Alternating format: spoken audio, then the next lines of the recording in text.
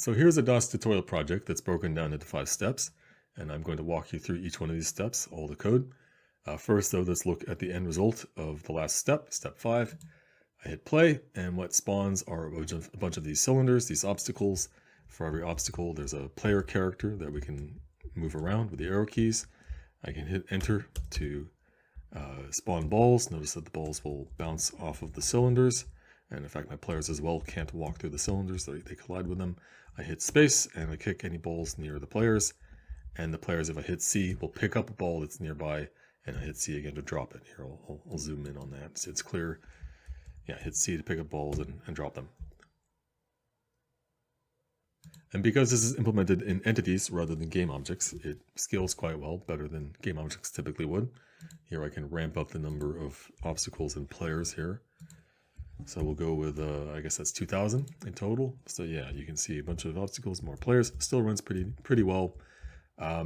Understand that the algorithm I used for the collision detection here, I'm not using Unity physics. I'm not using the provided physics engine. I'm just doing my own collision checks, and I'm doing it in the most naive, simple way. So it's an n-squared algorithm. So it actually doesn't scale nearly as well as it could, but for simplicity's sake, I stuck with the simpler implementation. So let's go back now and look at step 1. Load up that scene and enter play mode. So in this step, we don't yet have players. There's no balls, so there's really no behavior. It's just these static obstacles that we spawn. You can see here in the code, we have config authoring, obstacle authoring. Those are both mono behaviors, as we'll discuss. And then we have one system, the obstacle spawner system. And this is the code that at the beginning of play mode actually spawns the obstacles. Before we go look at the code, however, let's talk briefly about the concept of baking. The idea of baking is that we have these subscenes, as they are called, which are really just ordinary Unity scene asset files, except they are referenced from game objects within another scene. So here, for example, step 1 is an ordinary Unity scene, and it has this game object entity scene, which, as we see here, has this subscene mono behavior that references another scene asset file. And the scenes that are embedded this way in other scenes are special in that they will be baked. All the game objects in the scene will be at build time, not at runtime, at build time before the game runs, will be converted into a set of equivalent entities, and those entities will be serialized into an entity scene file, which then can be loaded at runtime. Over here in the hierarchy window, for a game object having the subscene script, it'll have this checkbox on the right, and when that checkbox is checked, that means the subscene is open for editing. And I can then come over here and expand the set of game objects that exist in the subscene. In this case, it's just 2. So both this plain game object and this config game object, they both independently are going to get converted into an entity. And those 2 entities will then be serialized into an entity scene file, which then will be loaded along with the step 1 scene itself when the step 1 scene loads. So when we load the step 1 scene, what we're going to get is these 2 game objects, main camera and directional light, but then we will get the entities produced from these 2 game objects in the subscene, plain and config. The game objects plain and config themselves will not exist at runtime at all. They only exist for the sake of baking. So what happens exactly in baking? Well, for example, let's look at this plain game object, which is composed of just ordinary common game object components like transform and rendering components. But we see here down at the bottom, because this is a game object inside a subscene, it's being baked, and we get a preview of what the entity produced is going to look like, what components it's going to have. So it's going to have the entity components for rendering, all this stuff up here. It's going to have the key transform components, including local to world. It's going to have a few other miscellaneous things. The scene section and scene tag, for example, relate to how scene management works in entities.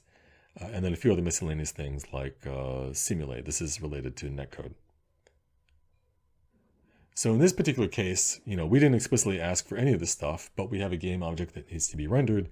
And so by default, baking knows what to do. Baking will convert the standard Unity game objects in a standard way. But then looking at the config game object, which is also in the subscene, and so also is getting baked, well, the main thing here is it's just used for logic. It just has a bunch of key configuration parameters that govern our game, like how many players we're going to spawn, how strong their kicks are going to be, stuff like that. But we also have down here at the bottom, we have fields for the prefabs, which we want to instantiate as entities. So it's just referencing those asset files. And then, as we'll see in a minute, in the custom baking code, it'll take these game object prefabs and convert them into an entity prefab equivalent. In this first step, we don't need yet the player prefab or the ball prefab. We just have the obstacle prefab. These will be filled in the later steps. We also have this execute authoring script, but that exists mainly to govern which systems run in our sample project, as I'll discuss later. So just ignore it for now. Anyway, you can see in this case, with this game object, we don't render anything. So in the baking preview, it doesn't include any of the rendering components. In fact, it doesn't even include the transform component, because even though the game object has a transform, in this particular case, the entity doesn't need to have a transform. And so in our config authoring, as we'll see, we tell the baking that we don't actually want the transform in this case, because it's not something that needs one. So now here's the actual config authoring mono behavior. Again, authoring components are really just mono behaviors. It might look complicated, but it's basically just a bunch of config params and prefab fields, like you saw in the editor. But then what makes an authoring component is that there's a corresponding baker of that type. So we've defined a config authoring mono behavior, and then we define also a class inheriting from baker of config authoring. And that's what makes this effectively an authoring component. Note that I nested this baker class inside config authoring and called it baker. You don't have to do that. It doesn't really matter actually what we call this baker. It could be called foo or whatever. And you don't have to nest it inside the mono behavior. I just think it's a nice stylistic convention, so that's what you'll see me do. But anyway, what's important about the baker is that it overrides this bake method. And then in the baking process, for every game object that is getting baked that has these authoring components, it's going to invoke the baking methods of those authoring components. So in this authoring component, then what happens is, first of all, we have to get the entity, which is itself being baked. That's what the baker method get entity returns, is the entity we're currently processing. We are specifying with this transform uses flag that in this case, we don't want any transform, because in this case, it's just meant to be a logical entity. It doesn't need transforms of any kind. And then we call the baker method add component, and we are adding to the entity, we are adding a config component, which is defined down here. It is an iComponent data. It's an entity component type. And in this case, it basically has all the same fields that correspond to the authoring component itself. The main difference being that whereas here for the authoring component, it has game object fields, for the actual entity component, it'll have entity fields, because we are going to convert our prefabs from game objects into entities. And so up here, when we call get entity and pass in one of the prefab assets, the obstacle, player, and ball prefabs, we are getting back from each get entity call, we're getting back a baked entity form of those game object prefabs. And notice in each case, we're specifying for the transform usage flags, we're specifying dynamic, because, well, first we want these prefabs to have transforms. They need to be rendered and visible in the world. And they need to be dynamic because we want to dynamically place them at runtime. We want to be able to move them around. So that's what's going on with these prefabs. All the other fields are basically just copied verbatim one-to-one from the author component to the corresponding field of the actual entity component, the iComponent data. The one exception being here that we have on the iComponent data, we have ball kicking range squared, whereas in the original it's just ball kicking range. The idea is that then in the editor we can specify a ball kicking range in terms of an actual distance, but then for logic purposes in our code, as you'll see later, we don't actually want the distance, we want the square of the distance, because that's more efficient to compare against. So in baking, we just compute the square and store that instead, because we don't need the actual distance, we just need the square. So this is a very simple example of a case where you can pre-bake some data in the baking process rather than having to compute it at runtime. In this particular case, it's a very, very trivial kind of savings, but does demonstrate the basic principle. Now we also have this obstacle authoring component, which is attached to the root object of the obstacle prefab. And this one's much simpler. Note that the authoring component itself, the mono behavior, doesn't have any fields. What the baker does is it simply adds this obstacle iComponent data to the entity. And this component here, this obstacle component, notice it doesn't have any fields, it doesn't have any data.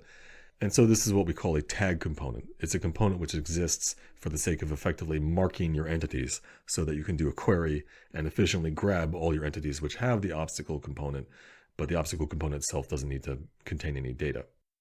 So looking back now in the editor, in the entities hierarchy window, We're not currently in play mode, so we don't see here the entities that are created at runtime. We only see the ones that are baked from the subscene, which is just these three: the obstacle prefab, the config, and the plane. Looking at the obstacle prefab entity, here at the top, when the components of an entity are displayed, the tag components are all listed at the top in one section. So these are actually 6 separate component types: blend probe tag, obstacle, per instance culling tag, prefab simulate, and world to local tag. The checkbox on the simulate, that's something we'll talk about later. That's related to enableable components, which we'll get to in step 5. Anyway, one thing to note here though is this prefab tag, and that is a special tag given to prefab entities. And what's special about it is that by default, queries will filter out any entities that have this prefab tag, which is what you want with prefabs normally. You don't want your prefabs to be included in any of your simulation logic, and you don't want them to render. So it makes sense that they are excluded by default from any query. What happens then at runtime when the obstacle prefab gets instantiated, if we go look at one, so you instantiate your prefab, you get a complete copy of that entity with all the same components and all the same values, but the prefab tag is removed, which makes sense because your instances you want to actually simulate and render. Now finally, let's look at an obstacle spawner system. A system is defined as a struct implementing the iSystem interface, and it has to be marked partial because of what SourceGen needs to do. The iSystem interface has 3 methods: onCreate, onDestroy, and onUpdate. But there's a default implementation for each, so you don't have to include the ones you don't want to use. In this case, as in most systems, well, you're basically always going to have an onUpdate. Otherwise, there's not really much purpose to have a system. This is the method that is called every frame, basically. Well, we'll talk more about that later, but in normal cases, it's called every frame. And then the onCreate method is invoked before the first onUpdate. So your system is instantiated, it's added to the entity world, and the onCreate method is invoked. And onUpdate then will be called subsequently, at least in most cases, once per frame. Notice that the methods here are marked with the burst compile attribute, because with iSystem we can burst compile these 3 methods: onCreate, onDestroy, and onUpdate. The reason we have to individually mark them is because conceivably you would want to say burst compile your onUpdate but not your onCreate, or vice versa. So it's important that you can mark them individually with this attribute. The main reason you would disable burst compilation for a method in a system is that you need to access managed objects, and managed objects cannot be allowed in burst compiled code, and so that's the case where you would have to remove burst compile. Anyway, the onCreate, onDestroy, and onUpdate methods all take a ref system state param. System state is an object that contains the key properties and methods of that system. Down here, for example, to instantiate an entity, we need the entity manager of the world, and we get that from the system state. But first thing in the update, we disable the system. We set the enabled property to false, and that will stop it from updating in subsequent frames, because the purpose of this system is to simply spawn the obstacles at the beginning of play mode, and we only want that to happen once. We don't want it to happen repeatedly in every frame. So in the next line, we need to access the config component, which we baked into our subscene. And the convenient way to get it is with the getSingleton method of System API. The System API class is a static class containing a number of static methods that provide various conveniences through source generation. Again, our struct has to be marked as partial to accommodate source generation. So what getSingleton does is in source generation, you'll see that it actually performs a query. It's performing a query for the config component type, and it expects to find that there is one and only one entity having that component type. If that's not the case, if there's 0 or more than one entity matched by the query, it'll throw an error. But assuming there's just one, then it returns the value of that one component of that one entity. So that is how here we are getting the config component that we defined in our subscene, which again has all of our config parameters and our entity prefabs. And then on the next line, we are creating an instance of mathematics random, which is a random number generator from the mathematics package. In a real game, you probably would provide a real actual seed, like say from a timestamp or something. But for our purposes, for just a sample purposes, we'll just use a fixed number 1, 2, 3 as our seed. And then next line, we're going to need a scale value for our obstacles, we need to know what to set as the scale on the obstacle transforms. And that is the obstacle radius value times 2 to get the diameter. Okay, so then we go into a loop where for however many columns of obstacles we want to spawn and however many rows, we are then going to instantiate the obstacle prefab. Again, call instantiate from the entity manager, which is in the system state. And we get back then the entity ID of this new obstacle we've created. And we want to position it, right? We want to place it in the world. Otherwise, all the obstacles we spawn will just end up on top of each other. In this next line, we call set component data of entity manager to set the obstacle entity's local transform component, which is a component that it already has. In baking, the obstacles are given a local transform component. And that component is made up of 3 parts: a position, a scale, and a rotation. The position is a mathematics float 3. It's 3 float values, an x, y, and z. Its rotation value, which is a mathematics quaternion. In this case, we don't want it to rotate it, so we just use the identity quaternion value. And then it has a scale, of course. But a bit surprisingly, the scale is just a single float value, because local transform doesn't allow you to specify non-uniform scale. It only allows you to specify a single float uniform scale value. Now, if you do want an entity that has a non-uniform scale, there's an additional non-uniform scale component you can add to your entities. But in this case, we don't want that, so we just stick with the local transform. To set the position, we set the x and z so it sits on the horizontal plane. And we compute that based on the cell size from our config multiplied by the column and row values. And we add to that a random offset by calling next float on a random number generator. When you call next float and you don't pass any argument, it gets you a value between 0 and 1. Here we're specifying a different max value. So if this is, say, 3, then the returned value will be between 0 and 3, for example. But one more important thing up here in the onCreate method, we're calling require for update before our first update. And what this effectively does is it says that there must exist at least one entity having the config component, otherwise our system will skip updating. And again, we also have another require for update with this other component type, whose purpose we'll discuss later. The reason we want to require for update on config in this system is because unintuitively and surprisingly, systems are actually instantiated and added to the world at the very start of play mode, even before the initial scene has necessarily finished loading. In fact, in most cases, your system will end up updating at least a few times before the initial scene has finished loading. So that would be a problem for us because in our update, we want to call get singleton on the config. We need that config component to have been loaded from the scene. And so that's why we have this require for update, to make sure that the system does not update until the scene has finished loading so that the config singleton actually exists and we can access it. This actually is the normal pattern for systems that spawn things at the beginning of play mode.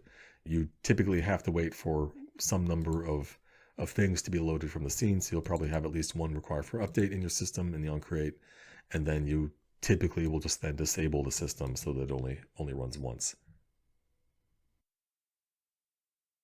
The final last thing about step 1 is that we also have this require for update on this common.execute obstacle spawner component. You saw in our subscene on the config game object, we also have this execute authoring component, which is defined in this common directory. Here, I'll open up the file. And this is just really another authoring component. But the purpose of this is that in the context of our sample, we want to be able to, in each scene, we want to be able to effectively check which systems we want to actually run and which ones we don't. Because, well, perhaps unfortunately, the way ECS works, at least by default, is there's this process at the beginning of play mode called automatic bootstrapping, where for every system type that you've defined, every system struct you've defined, it'll automatically create an instance of that system and add it to the default world. And hence your system will update in every scene, whether you necessarily want it to or not, which in many cases is perfectly fine behavior. But then I think certainly in sample projects, but also in some real projects, you want to be able to have different scenes that execute different systems. The workaround pattern I have for this in the samples is that I create this execute authoring that has a bunch of these checkboxes for all of the various systems. And I just check in the editor, I just check which systems I want to execute. Here in step 1, we just have the one system to execute. And then in the Baker, for each of these Boolean flags, there is a corresponding iComponent data that gets added to the entity. And so in this case, I have just the obstacle spawner checked. And so we will add the execute obstacle spawner component defined here. And then so in my obstacle spawner system, I just need to have a require for update. And so again, what that means is that the system will not execute unless there's one or more entities having this particular component type. So that is the pattern you'll see in all of our systems here. Moving on now to step 2, if I load the step 2 scene in Interplay mode, now we are not just spawning obstacles, we're also spawning the players, but we can't yet spawn balls. We can only just move the players around, and the players will collide with the obstacles. They can't walk through the obstacles. So what's different here now, if we look at the config, is, okay, we've added the player prefab that's defined here. And we, in the execute authoring, we are now enabling these 2 new systems, player spawner and player movement. So in the player prefab, it's again just a single game object, just a rendered capsule in this case, but it has the player authoring component. Looking at that in code, this is another authoring component that doesn't actually take any values. It doesn't have any properties. It just simply has a Baker. And what does that Baker do? Well, it gets the entity, this time specifying that it needs the transform components, and we want to be able to move our players at runtime, so we make it dynamic. And then we add 2 components. We add this player component, another tag to identify our player entities. And we also add this carry component, which we're going to use in step 5. We're going to use this when we enable carrying balls around on top of the player. For now, though, until we reach step 5, we'll just ignore it. Looking then at the player spawner system, the basic outline here is very similar to what we saw in the obstacle spawner system. We're going to need the config singleton, so we call get singleton. Make sure to include the require for update, because we don't want our system to update until the config has actually been loaded with the scene. Again, for spawning purposes, we don't want the system to run more than once. So in its first update, it's going to disable itself. And then what we want to do is for every obstacle, we want to spawn a player and position it next to the obstacle. So for that purpose, we're going to need to access all of the local transforms of the obstacles. And there's at least 2 ways to do that. One way to do that is with this code commented out here. This is the high-level convenience way to do it, which we'll look at in a minute. But first, down here, this is the manual low-level way of doing it. So in fact, the high-level convenience through SourceGen gets the actual code that runs is basically equivalent to this low-level version that we'll look at it right now. So here in the low-level code, first thing we need to do, we need to get a query. We want to get a query that matches all the entities having both a local transform and an obstacle. And the way we do that in the API most conveniently is we call system API.queryBuilder. That gets us back this query builder object, which, to be clear, is not itself a query. It's a builder of queries. And it has a so-called fluid interface where you tack on a series of method calls, most of them starting with the word with. In this case, it's just a simple query, though, that just is looking for 2 components. So we call with all with local transform and obstacle. And then at the end, to make the actual query from the builder, we call build. If we didn't tack this on at the end, then it would return a query builder, not a query. So keep that in mind. So once we have a query now, we can call on the query toArchetypeChunkArray to get all the chunks containing the entities that match the query. And this method is returning a new native array. So we need to specify an allocator for that array. And well, we'll discuss this in more detail later, but the simplest, fastest allocator to use is allocator temp. And so that's sort of your first option in most cases, if you can get away with it, except temp has limitations. First off, keep in mind that temp allocations are automatically disposed at the end of the frame. So in cases where you want something to persist, you don't want to use temp. Also, as we'll see later when we use jobs, you can't pass temp allocations into a job. And so we'll have to use a different allocator in those cases as well. In this case, though, it's fine for us to use allocator temp. And so we get back this array of the chunks. You might expect the chunk type to be called just chunk, but no, we call it archetype chunk, which sort of makes sense because chunks belong to archetypes, hence the name. What we're going to want to do with our chunks is we want to access the actual component values from the chunk. And to do that, we need a component type handle for each component type that we're going to access. In this case, we are only going to be accessing the local transform components, so we just need one. We need this component type handle of local transform, and we get that by calling system API get component type handle of local transform. And in this case, we only want to read the values, so we pass true, signaling that it's read-only access that we need. Later, when we look at jobs, the distinction between read-only and write-only access will have more significance. So now we can loop over our chunks, and for each chunk, we need to get the actual array of component values, of local transform component values from that chunk. So we call get native array on the chunk, passing in the component type handle, or ref to the component type handle, and that gets us back a native array of local transform. Be clear, in this case, the array that's returned is not a new array. It's not a copy. It's the actual array of data stored in the actual chunk. And the implication then is that if we were to modify the values in this array, we would be modifying the actually stored component values. Also keep in mind the arrays in the chunks, of course, are managed by the entity manager itself. So we don't want to dispose those arrays. We don't want to try and dispose this local transforms array. That would not be proper. So now that we have the local transforms array, we then loop over all the entities. And so we have a for each loop, an inner loop that goes from 0 up to, but not including the count of the chunk. And for each index I, we get the local transform. So here in each run of the loop, we're getting another obstacle transform. And so now we instantiate our player prefab to get a new player instance. And then we are setting the local transform of that player, that new player, to have a position which is derived from the position of the obstacle transform, from the X and Z of the obstacle transform, plus an offset. The scale, though, we just set to 1, and the rotation, we just want to be the identity quaternion. So looking now at the higher level code, here I'll uncomment it.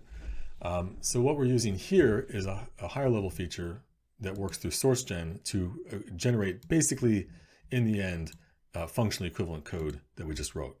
So the higher level alternative is to use a feature called System API Query, which is the method that you call as the in clause for each. And then through SourceGen, it'll do a number of things. It'll implicitly generate a query. It'll get the chunks from the query. It'll get all the relevant component type handles you need. It gets the component type arrays from the chunks, and it spares you also from having to write a loop inside a loop. You only just need one loop here, the for each loop, which will directly iterate over the components of the entities. So we don't have to have a nested loop. So in this case, again, the query, we want to access all entities having local transform and obstacle, but we don't want to actually access the obstacle values, right? We don't need to read them. In fact, they're tag components, so there is no value to read. So the proper way to handle that is to include them in a withall method, like we do here for the obstacle component. And then for the components which we actually need to access, which we actually need to read or write, we put them directly in the query angle brackets, and we have to wrap them in a ref-ro, ref read only, or a ref-rw, a ref read write, in the case where we want to actually possibly modify the component. In this case, with the local transform, we just need to read it, so we use a ref-ro. And then what is assigned to this variable here is going to be the ref-ro of local transform for each entity of the query. So the code then here looks basically exactly the same as we saw before, the difference being that obstacle transform is not itself the actual local transform value. It's a ref-ro wrapping the local transforms. And from this, to get the actual component value, we have to use the value RO property to read it. Now, you might be wondering, well, what if I want to access multiple components in a system API query instead of just one? You can do that. We'll see that in the next step. But here we just access the one. One last thing about this player spawner system, we have these two attributes on the system, update after and update before. What these attributes do is they add a ordering constraint on the system. What happens by default in automatic bootstrapping is that all of your systems, again, they're instantiated, they're added to the default world, and they're added into some group, by default the simulation system group. And within the group that they're added to, their order is effectively random by default. The ordering is based on a hash of the system name. We use a hash just to discourage people from trying to rely upon alphabetical ordering, but it is just a hash of the system name. Effectively, it's supposed to be random, right? It's basically meant to be random. And in many cases, that is actually perfectly adequate. It's a bit surprising, but it turns out that in a lot of system logic, if you do things correctly, it doesn't matter what the relative execution system order is in many cases. But sometimes you do care. Sometimes it is important that one system updates before another within the group.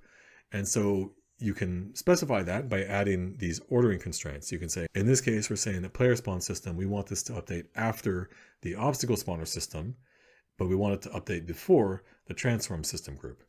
So when all the systems are added into the system group and then get sorted, this constraint will be respected. It will make sure that whatever the ordering, the system will update before the obstacle spawner, but then after the transform system group. Now, the reason we want these constraints in this particular case is, well, we need the player spawner to run after the obstacles have spawned. We don't want to try and spawn the players until the obstacles have spawned, so that's why we have that first constraint. And then the update before transform system group.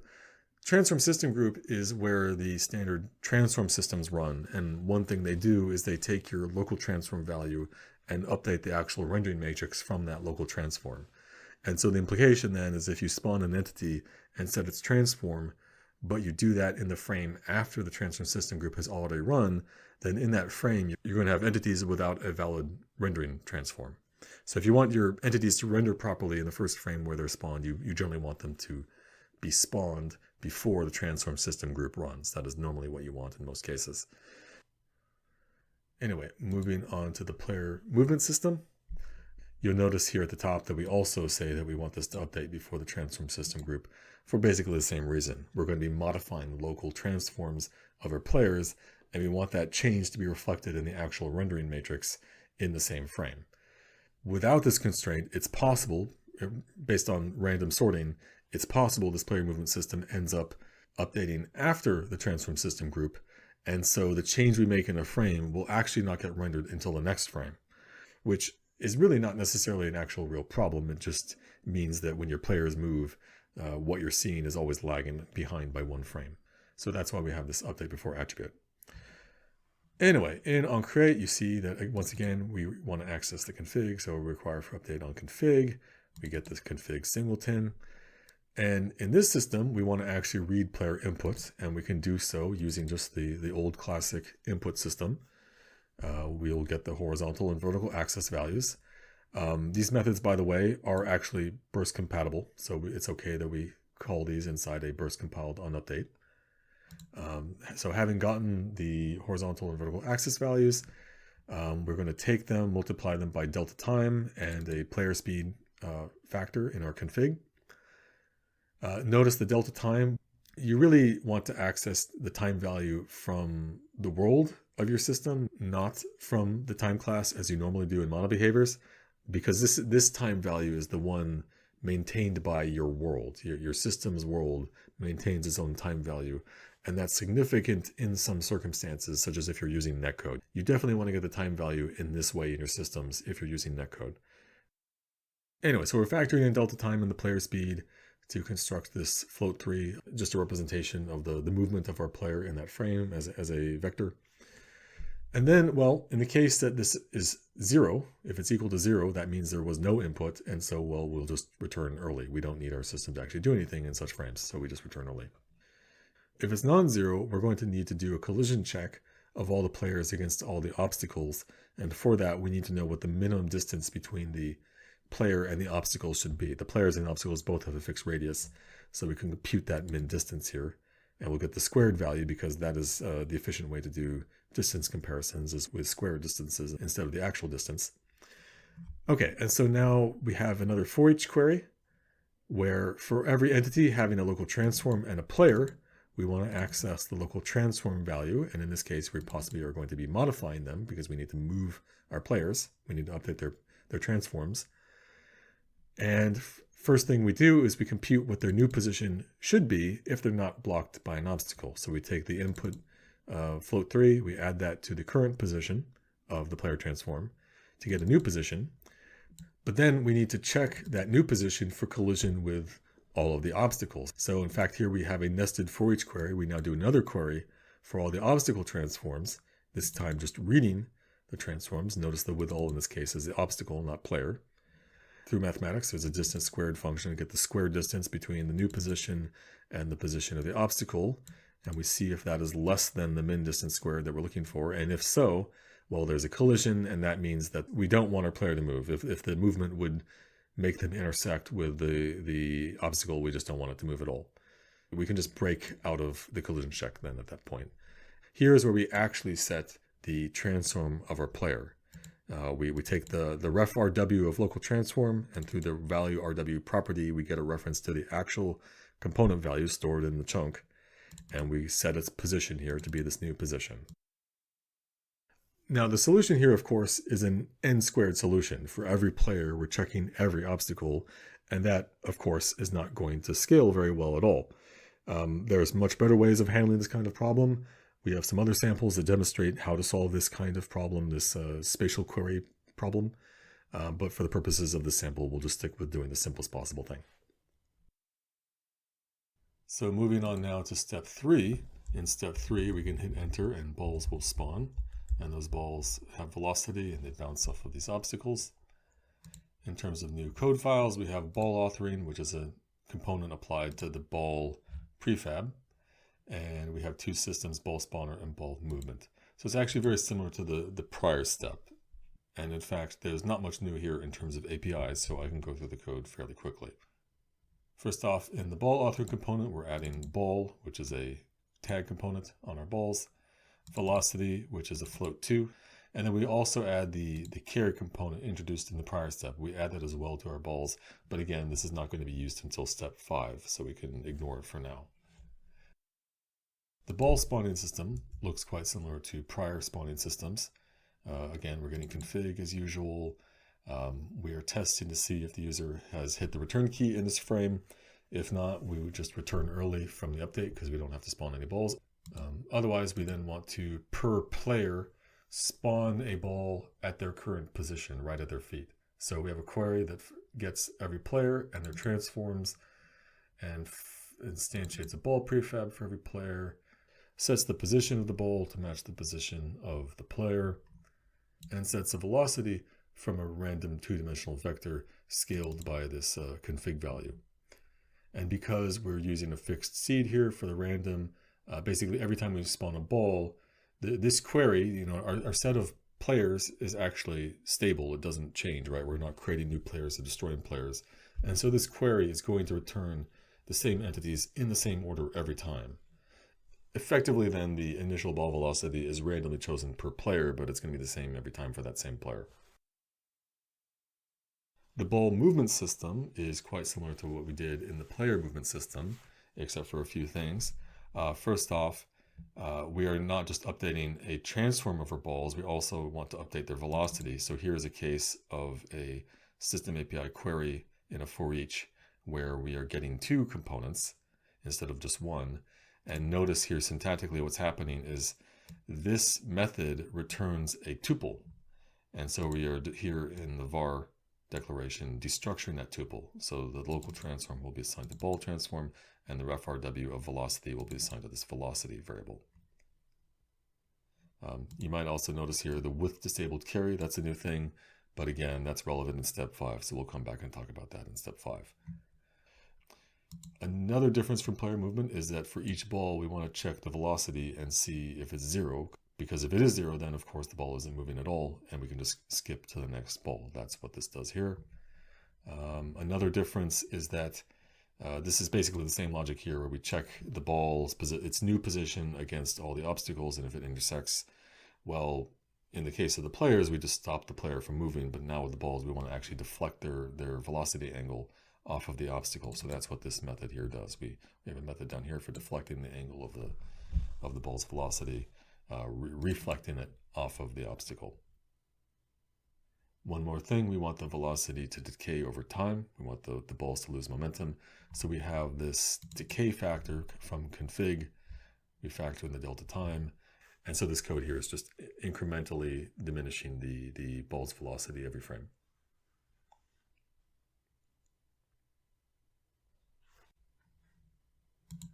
In step 4, we have all of the same behavior we had before. The balls spawn and they bounce off the obstacles. We can't yet kick the balls or pick them up and carry them around. But we have re-implemented the ball movement and player movement system in new versions of those systems. And in fact, you see here in the execute authoring on the right, we've disabled the old player movement and ball movement and now have the new player movement and new ball movement. And what's new in these new versions is that we've put the workload of moving the balls and the players into jobs, into parallelized jobs. So we are thereby spreading the workload of this movement code across all of my cores. And you can see this, in fact, here. I will pick some balls and go back to the profiler and click frame. Don't worry about these spike frames. Those are, I think, a factor of my recording, it seems. So they're not actually reflective of my real performance. Anyway, so here's a typical frame. And you can see here that down in the timeline, this is the ball movement job, and it is parallelized. It is split across all of my many cores, and so thereby the workload's getting done a lot faster than it otherwise would. So looking now at the new player movement system, it actually in outline looks basically the same as the original, except where we had the for each query that did the core work, we've replaced that with scheduling of this new job type, player movement job, which we define down here. So let's look at this job first. So the job is defined as a struct. It implements iJobEntity, which is the job type you generally want when you want to iterate over entities of a query. Because iJobEntity relies upon SourceGen, you need to mark the struct as partial, just like iSystem itself. And then the way you specify implicitly what the query is, that is inferred from the execute parameters of the job, plus additionally any attributes might apply to the struct. So in this case, the query of this job is implicitly local transform, that component, plus player. Now, we don't need to actually access the player components. That's why it's specified as a withal. We don't need to read those values. It's in fact a tag component, so there's not any value to read in the first place. But we do want to access the local transform components. We do need to read and also write those. So that is why it is a param of the execute. And by virtue of using ref, that means that we have read-write access. If instead I used in, then it would be a read-only reference instead. So for any additional data which the iJobEntity needs to access, in addition to the components of the entity, we can pass that data in as fields of the job. So here we have these three fields.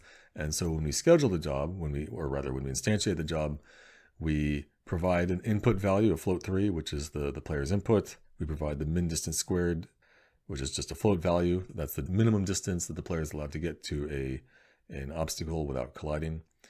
And then the obstacle transforms, what we do there is, well, here's something new. We actually here are defining a query to match all of the obstacles and their transforms. That's what we do on line 27. And then here we are calling two-component data array. It is creating a new array, which is a copy of all the local transform components from the entities matching that query. So all the obstacle entities, we're getting their local transforms, getting them in a new array, a new native array of local transforms, and that is what is being passed into this job. Note here also that we're using this allocator called the world update allocator. Unlike temp allocations, these allocations are safe to pass into jobs. So that's why we use this instead of temp.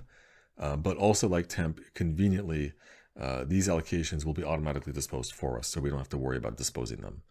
They will be automatically disposed not at the end of this frame, but actually at the end of the next frame. Very importantly, notice on the obstacle transforms field, we mark it with the read-only attribute. And that informs the safety systems when it schedules this job that this array is only going to be read. And that's important here because we want to schedule the job as a parallel job. We want to split the work of the entity processing across different threads. And it's simply not safe to access in parallel, concurrently across different threads, random indexes of an array if that array is potentially being modified during the job. But by marking it read-only, we're assuring the job system that no, we're not going to modify it, and so it's perfectly fine then to randomly access this array. Now, one more important detail here that we need to discuss. It's important to understand exactly what's happening in systems when you schedule jobs. There's a bit of SourceGen magic where this line here, where we schedule the job, is translated in SourceGen to this. So in fact, I could write this instead, and it's the same end effect. So state.dependency in our system state, that is a job handle that belongs to the system. And the idea is that for every job we schedule, we want to make sure that it depends appropriately on jobs scheduled in other systems that might conflict with it, that might access some of the same data, some of the same entity data. And conversely, any jobs that we schedule in this system, we want to make sure that other jobs scheduled in other systems, that they get this job as a dependency in the case where they might conflict with it.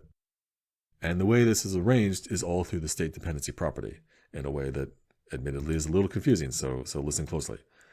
What happens is that immediately before a system updates, this dependency property, this job handle, is completed, and then it is assigned a value which is a combination of the dependency property of all the other systems that access any of the same component types. So in this system, for example, we're scheduling a job that accesses the local transform and what else? The obstacle component type. So imagine we have some other system that also accesses either local transform or obstacle or both. Well, that system, as far as the dependency property is concerned, all the jobs scheduled in that system need to depend upon the jobs scheduled in this system and vice versa, because they potentially will conflict with each other. They potentially will be accessing some of the same entity data. And so, right before this system updates, after completing the dependency job handle, we take the dependency properties of those other systems that conflict with this one, combine them all into one handle, and assign it to state dependency right before calling on update. So here, when I call job.scheduleParallel, this value of state.dependency has that same job handle that was assigned to it right before the update. So our new job will depend upon that. This new job we're scheduling depends upon that handle. But then we get back a new handle, and we want to make sure that before we return from the update of our system, we need to make sure that the state dependency job handle incorporates all of the jobs that we've scheduled. So the appropriate mental picture is a diamond pattern. At the top, you have the input handle, the initial value of state dependency, and all the jobs you might possibly schedule in this update, you need to, in some way or another, combine them all together into one handle and make sure that is the value of state dependency before the update returns. As long as you follow the protocol, as long as you make sure that all of the jobs you schedule depend directly or indirectly upon the initial value of state dependency at the start of the update, and then make sure that you assign, that you combine all of the handles of the jobs you schedule into one, assign that to dependency before you return. If you do those two things, all the jobs scheduled in all your systems won't conflict with each other. They will have their needed dependencies. Okay, looking quickly at the new ball movement system, the basic idea is really the same. There's not much really new going on API-wise. The update of the system now is basically all just about scheduling this one job. So we instantiate the ball movement job and then schedule it parallel.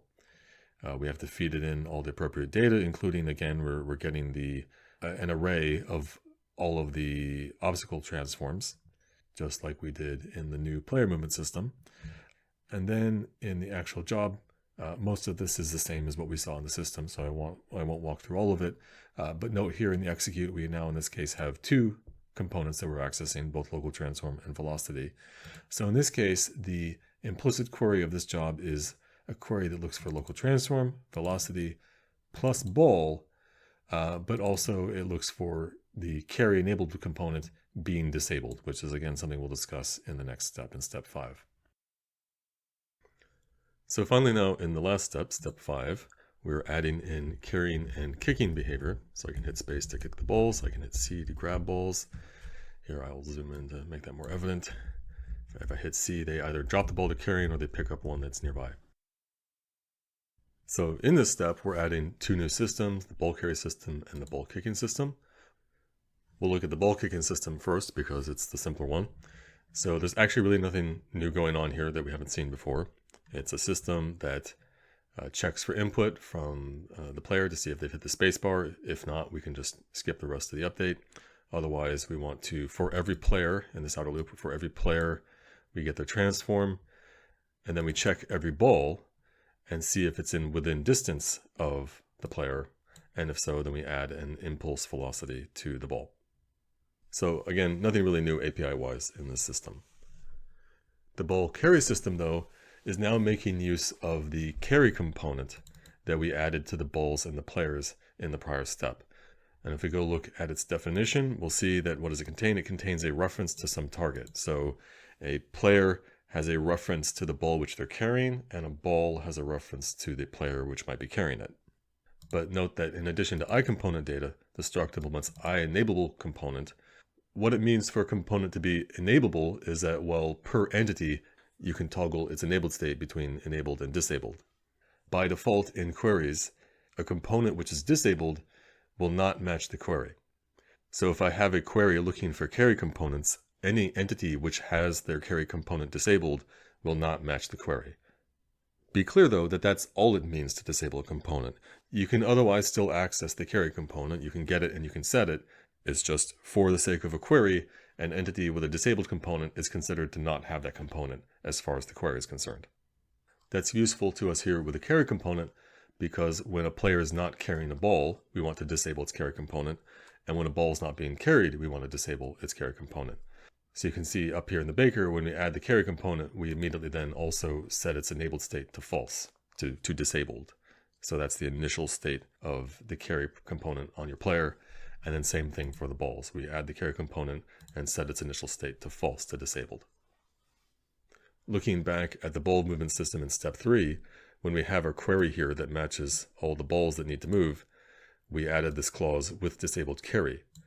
And that means that the query only matches entities that have the carry component, but currently have it disabled, not enabled.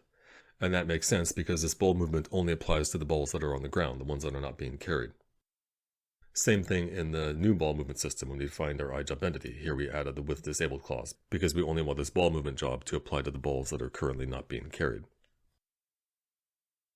So in the carry system, first thing we need to do is move the carried balls. We need to place them over the head of the player that is currently carrying them. So here we have this query for all balls getting their transform and their carry component, which has a reference to the player that currently is carrying them. So we need to first get the transform of the player that is carrying the ball. So we get the player transform, we take that position, add an offset, and set that to be our new ball transform, placing the ball above the head of the player.